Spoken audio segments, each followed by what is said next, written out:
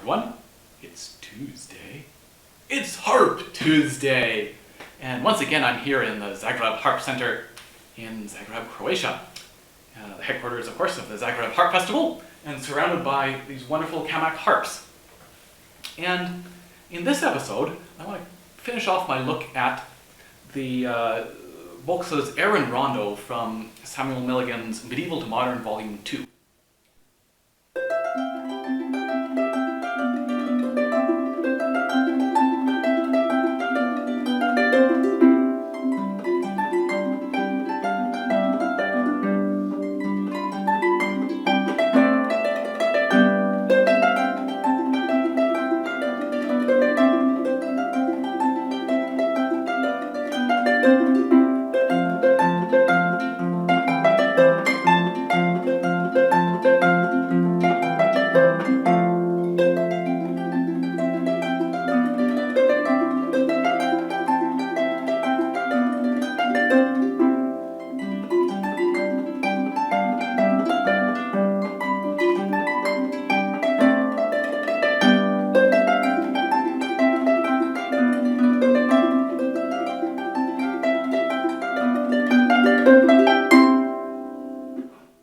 This is such a fun, rollicking little piece. A nice contrast, of course, with the air, which is quite peaceful and slow, and then we get this rondo. So some good stuff to talk about in this. And let's start by talking about I think we're going to talk about the left hand to begin with. So actually, let me switch the camera angle. All right, this is better. So what I'm going to talk about is this little pattern, right? It's a great little pattern, right, where we're getting three notes and then repeating those three notes and repeating those three notes, these flowing triplets. And what's very important is to make sure that you're using the proper fingering in terms of when you're placing and when you're not placing. So of course, to begin with, right, just 3 to 1, not a problem. And of course, we don't want to replace the third finger yet, very awkward. Now here, one temptation can be, well, I'll just replace both my fingers. But again, there's that idea of, sometimes we break that rule, but the idea of only placing in the direction that you're going. So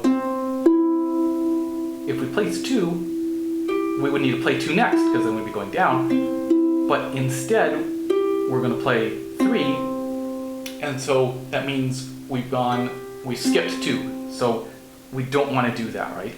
And the sort of basic idea behind only placing in one direction is that we're trying to train our hands, our fingers, to automatically know if I have if I have a bunch of fingers on the string and I play, say, the thumb, I'm going to continue playing on down until I get to the bottom. If I play 4, I'm going to keep going up. Whereas when you're in a situation where I play the thumb and, this time I'm playing the third finger, but normally I might play 2, or it adds some extra confusion. And it ends up feeling not quite as good. So, again, making sure that when we go to replace, we're just placing that third finger. So then we play the thumb, and now here, making sure that we are placing 2 notes at a time, that we're placing 2 and 1. So we go third finger, play the thumb, find 2 and 1, and now we're right back where we started, so we just repeat. Sorry, I'll move up a little bit.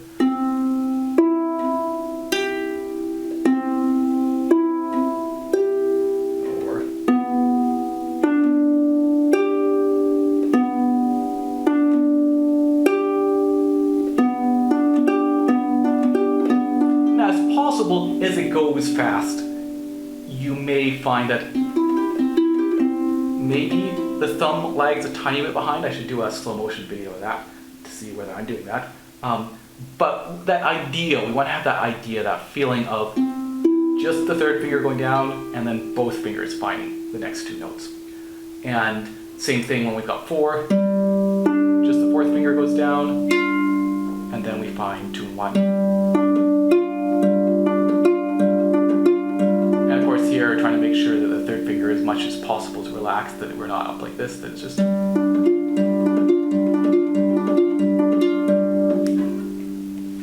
Alright, let me just double check to see whether we're going to look at anything else in the left hand. Nope. Okay, I'm going to switch the camera view back. Alright, so the left hand gets to just kind of merrily rumble along doing a bunch of these 3-2-1, 3-2-1. Now one of the tricks to that, by the way, when you're reading through something, is you may want to mark, maybe red highlight or something, the bar when the left hand pattern changes. Because if we look at this piece, we see that for the longest time, we're playing this C chord, and then, well, I guess not the longest time when we get to 2 bars of that, but then we get 1 bar with a G, and then we get a whole bunch more with a C, and then we get 1 more with an inverted G. So rather than trying to read the entire left hand, we can see that, oh, there's just these 2 patterns, so if we just have some indication of when to change to the other pattern, we can kind of ignore the left hand and focus just on the right hand. So just kind of a shortcut in terms of realizing we can spend most of our visual attention on reading the right hand part. Let's also talk a moment about the structure of this piece. When I played it for you, I didn't do all the repeats, but we really only have 3 parts, right? 8 bars, I think they're all 8 bars, is that correct? These 3 sections. We have the first section, then we have a second section, we go back to the first section, and then we would repeat the second section, the first section again, if we were doing all the repeats. Then we get the third section, so again, we might describe this as an A, B type of piece. So we have an A, we go to B, we go back to A. If we're not doing the repeats, we go to C. If we are doing repeats, we go back, we go A, B, A, B, A, C. We get the middle section, which we only, which we hear, and then if we want, we can repeat that, which is kind of nice. Like, I think you probably should repeat it, because otherwise we only get to hear it once. You should do all the repeats, I just didn't. And then, then we get A again, we get the B section, and then we finish off with the A section. So there's only, as I say, only 24 bars, I guess, of music to learn. Just a lot of repetition. Let's look at the right hand. So again, we're going to be coming off on all these longer notes for the most part, right? All these quarter notes. Find the next 2. This little skipping rhythm. Now here is one of the trickier little spots, I think, to learn, or it can be. So one of the things you can do when you're dealing with something with a little grace note in there, a little ornament, is to, if you're finding that it's just a little bit awkward, or you're not quite sure how it's supposed to fit or how it's supposed to sound, try it without the grace note. So, and of course we've got the left hand going along here to provide the framework. Okay.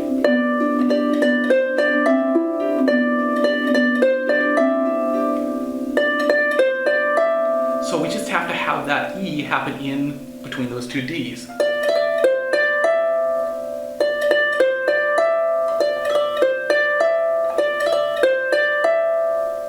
Great, so that can be a good way to just kind of make sure that the surrounding framework is good, right, to play without the grace note, and then try adding it in there.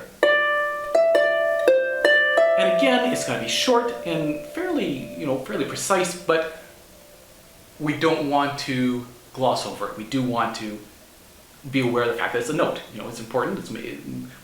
We hear it for a very short period of time, but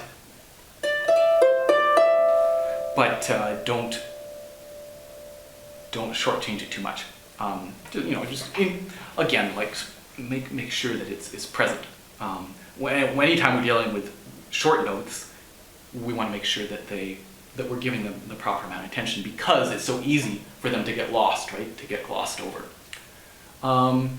etc., etc. We go along. Now in the B section, we've got an interesting little fingering that actually does work, I think. Normally, we might want to come off on this dotted quarter, right? Taking advantage of that extra time to come off and relax. But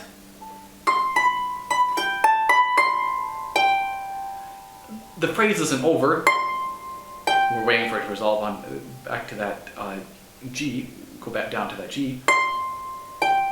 And especially with what's going to happen in a few bars, I think it does actually feel nice to connect there.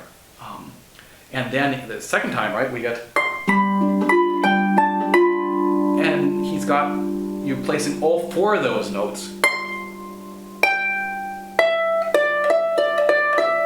which initially might feel a little awkward, but again, I think it does work quite nicely.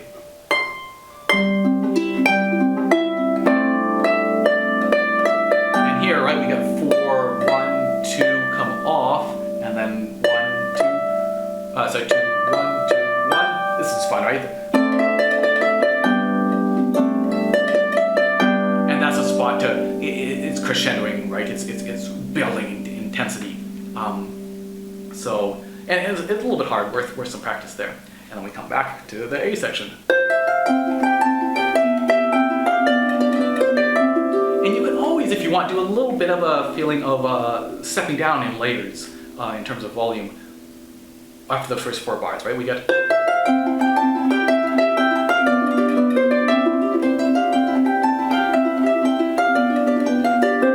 so maybe not so much an echo, but again, just thinking about just one level down can be an interesting little bit of a contrast, because there can be a tendency to just have the whole thing be fairly loud.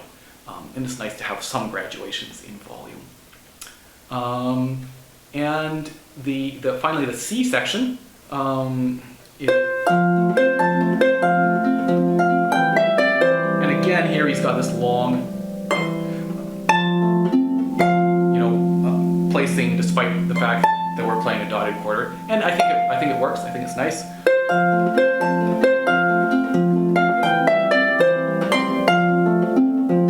Repeat or whatever. And so there you have it.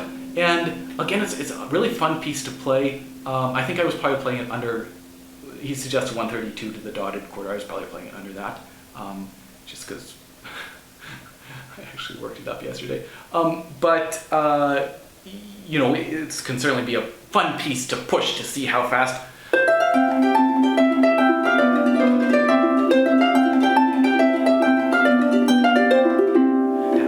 you can get going. But you don't need to, right? Like, I mean, it sounds very joyful and happy even at a slower.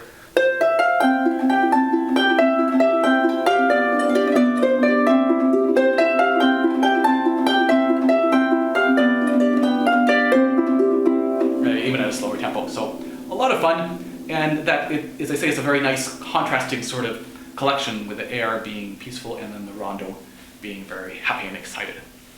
So hope you enjoyed that, and I will see you in a couple weeks. Cheers.